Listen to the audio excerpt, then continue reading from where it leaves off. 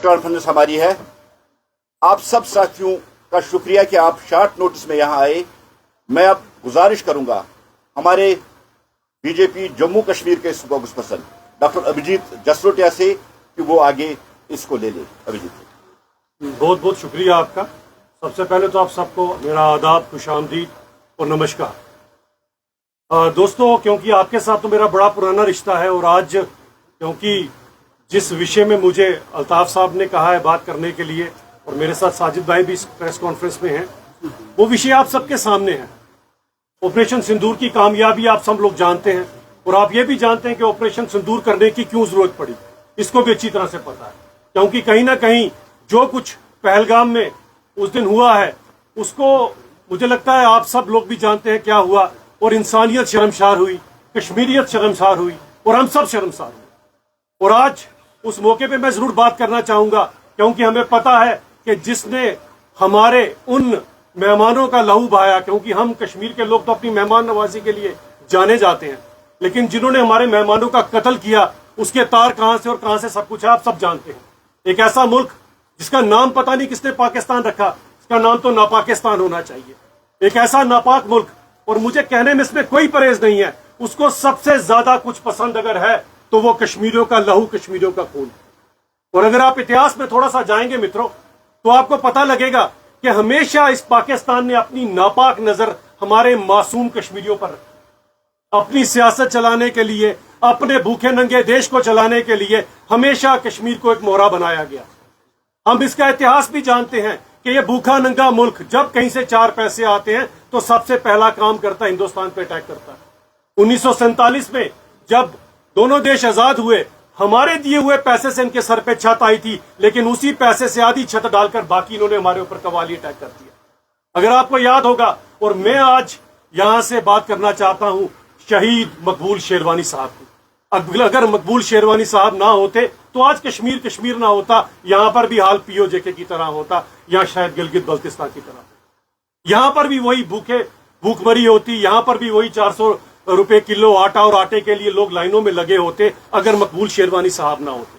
वो जो 2-3 दिन पाकिस्तान की उस आर्मी को लोग तो कहते हैं कवाली अटैक, लेकिन जिस तरह से आज भी आप देखते हैं कि ये लोग वही हैं, वही टेररिस्ट हैं जो पाकिस्तान की आर्मी से कुछ निकाले हुए, कुछ सजा याफ्ता मुजरिम और कुछ उनके ट्रेंड कमांडोज है जो यहां पर टेररिस्ट बनकर आते हैं।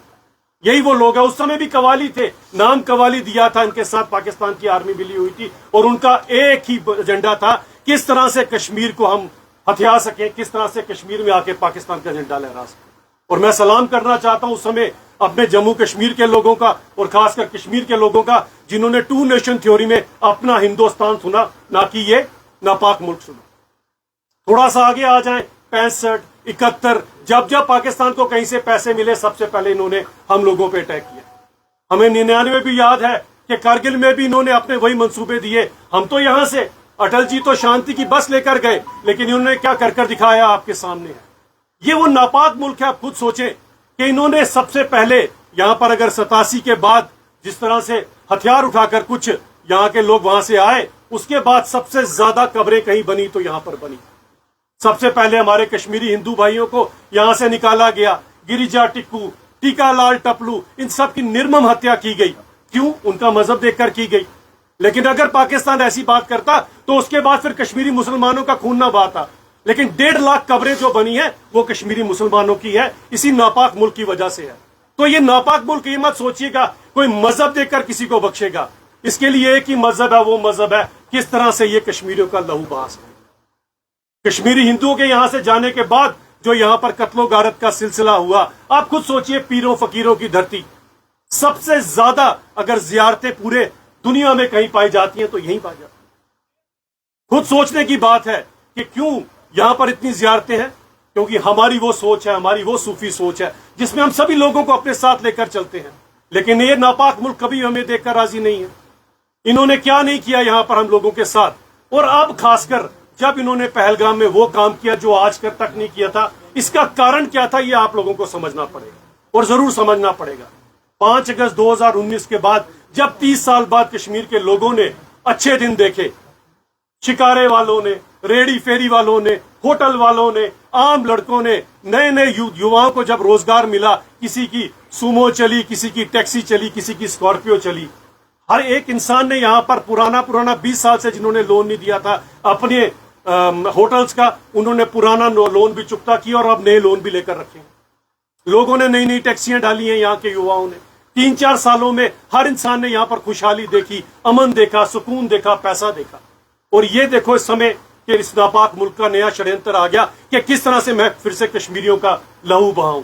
तो उन हमारे 26 मेहमानों का जब कत्ल किया गया और उनका धर्म पूछकर कत्ल किया गया, मंसूबा एक ही था साथियों, और मंसूबा ये था किस तरह से आम कश्मीरी के पेट पे लात मारी जाए।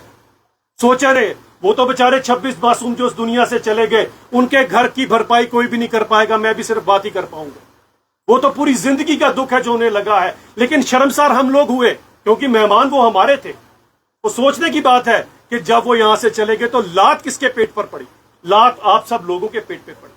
ये सोचने वाली बात है इसके अंदर कि आप सोचिए, पूरा साल हमारे लोग टूरिस्ट का इंतजार करते हैं कि कब टूरिस्ट आएंगे। किसी ने अपना लोन देना है, किसी ने अपनी बहन की शादी करानी है, किसी ने बेटी का निकाह कराना है, किसी ने बूढ़ी माँ का इलाज कराना है। कोई ये देख रहा है कि मेरे बाप के घुटने बदलने वाले हैं, टूरिस्ट आएंगे, 4 पैसे कमाएंगे तो मैं अपने बाप के घुटने बदलवाऊंगा। किसी ने ये सोचा और सोच के रखा होगा कि अभी नया नया घर डाला है, इसकी किस्तें बाकी हैं, इस बार टूरिस्ट आएंगे, खूब मेहनत करूंगा तो मैं अपने घर की किस्तें चुकाऊंगा। किसी ने नई टैक्सी, किसी युवा ने यह सोच कर ली कि इस टैक्सी को तो मैं इसी साल में फ्री करूंगा। 2.5 करोड़ पहले टूरिस्ट आए थे, उसके बाद भी 2.5 करोड़ आए, इस बार शायद 4 करोड़ आए और मैं अपनी गाड़ी फ्री कर लूंगा। हम सबके मंसूबों के ऊपर इस नापाक मुल्क ने पानी फेर दिया और ये नापाक मुल्क कभी परहेज नहीं करता। मैं बताना चाहता हूं कि इस नापाक मुल्क ने आज हमें ये तो बता दिया कि चाहे हिंदू हो, चाहे सिख हो, चाहे मुसलमान हो, हम सब हिंदुस्तानी एक हैं, लेकिन ये परहेज नहीं करता। आप खुद सोचिए, पुंछ के अंदर जब इन्होंने अटैक किया, आपको शायद पता होगा कि गुरुद्वारा नंगाली साहब के ऊपर भी अटैक किया गया, हनुमान जी के प्राचीन मंदिर के ऊपर भी अटैक किया और बख्शी मस्जिद भी नहीं गई। यानी कि इनके लिए मस्जिद, मंदिर, गुरुद्वारा कोई मायने नहीं रखता। केवल और केवल इनका मंसूबा, केवल और केवल इनका षड्यंत्र कि किस तरह से कश्मीर के ऊपर जो उन्होंने अपनी गंदी नजर रखी हुई है उसमें ये कामयाब हो जाए। और आज देखिए हमारा कश्मीर हम कहां से कहां पहुंच गए और ये नापाक मुल्क की आप हालत देखिए क्या है। पहले ज़ियाउल हक, उसके बाद परवेज मुशर्रफ, अब ये आसिफ मुनीर जैसा इंसान, वो भी उसी फिराक में है कि किस तरह से यहां पर मैं फिर से एक और प्रेसिडेंट हूं। क्योंकि डेमोक्रेसी नाम की चीज तो कभी आई नहीं, आती तो इमरान खान आज बाहर होता, ना कि जेल में होता। डेमोक्रेसी से दूर दूर तक इस नापाक मुल्क का कुछ लेना देना नहीं है। यही कारण है कि ये षड्यंत्र बुनता है कि अपने भी लोगों का ध्यान कैसे इधर उधर किया जाए। आज हालत क्या है पाकिस्तान के अंदर? कोई सुरक्षित नहीं है। वहां की बहू, बेटियां, बच्चियां तक सुरक्षित नहीं है कि अगर किसी की जवान बच्ची फोत हो जाती है तो पाकिस्तान में उसकी कब्र के ऊपर पिंजरा डाल के 1 महीने तक वहां पर बैठ के पहरा देना पड़ता है। ये तो इस नापाक मुल्क का हाल है। हम तो कितने सुरक्षित हैं यहां पर। और आप देखिए कि इस लड़ाई के अंदर भी इसके नापाक इरादे तो सबने देख लिए होंगे। उस रात को जब 10 के 10 जिलों के ऊपर इस नापाक मुल्क ने ड्रोन से अटैक किया था, तो सोचिए अगर हमारी सेना, हमारी वायु सेना ना होती और हमारे पास अगर वो सिस्टम ना होता और अगर हम आज आधुनिक टेक्नोलॉजी से लेस ना होते तो आज 10 के 10 जिलों में कितनी लाशें पड़ी होती, क्या कभी कोई सोच सकता है? ये इसी नापाक मुल्क का षड्यंत्र है कि अब इन लोगों को, क्योंकि हमारी बात नहीं मानेंगे, ये हमारे साथ नहीं है, उन्होंने बता दिया हम सब लोगों ने। और पहलगाम के बाद जब हर इंसान ने तिरंगा लेकर अपने घर से बाहर निकला, उसने षड्यंत्रकारी मुल्क को बताया कि हमारे मेहमानों का तुमने लहू नहीं बहाया पाकिस्तान, तुमने हमारा लहू बहाया। इसीलिए मैं कहता हूं एक ऐसा समय आया है कि आज हम सब लोगों को खड़े होना है। आज पूरे हिंदुस्तान में भी हमें यह संदेश देना है कि एक एक कश्मीरी अपने टूरिस्ट के साथ खड़ा है।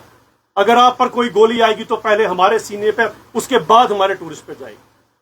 टूरिस्ट हमारा बैकबोन है। सोचो दोस्तों, ये बैकबोन होती है और ये पेट है जो हमारे साथ लगा है, रोजी रोटी है। रोजी रोटी के ऊपर बर्दाश्त नहीं किया जाएगा। इस नापाक मुल्क के षड्यंत्र बर्दाश्त नहीं किए जाएंगे।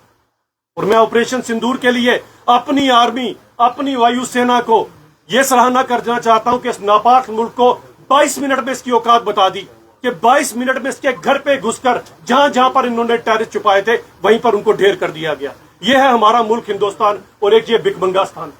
दोनों में यह फर्क है। हमारी एयरफोर्स ने यह बता दिया कि इन टेररिस्टों को अगर लगता है कि कोई आसिफ मुनीर इनको अपने पीछे छुपा सकता है या कोई इनका प्राइम मिनिस्टर इनको अपने पीछे छुपा सकता है, तो मैं इन टेररिस्टों को सचेत करना चाहता हूं कि जिस मर्जी पाकिस्तान की बिल में जाके छुप जाओ, वहीं पर तुम्हें मारेंगे, वहीं पर तुम्हें ठोकेंगे। अगर तुमने हमारे देश की तरफ एक भी गंदी नजर से देखा तो तुम वहां भी महफूज नहीं, और यहां पहुंचे तो यहां पर तुम्हें वही किया जाएगा जो थोड़े दिन पहले 3-4 के साथ किया।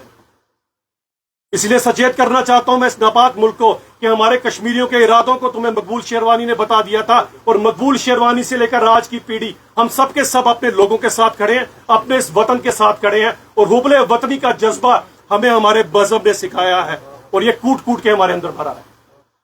भारत कहां पर है और ये भिखमंगा मुल्क कहां पर है, हम अच्छी तरह से जानते हैं। इसीलिए सचेत हो जाओ। अभी ये छोटा सा ट्रेलर था, लेकिन पिक्चर अभी बाकी है। अगर तुम लोग बाज नहीं आए तो हमें पता है तुम वहां से बी फॉर बुलेट चलाओगे, हम यहां से बी फॉर ब्रह्मोस चलाएंगे, और ब्रह्मोस हमारा खुद का हथियार है। तुम्हारी तरह भीख में मांगे हुए चाइना के बाकियों के हथियार नहीं है।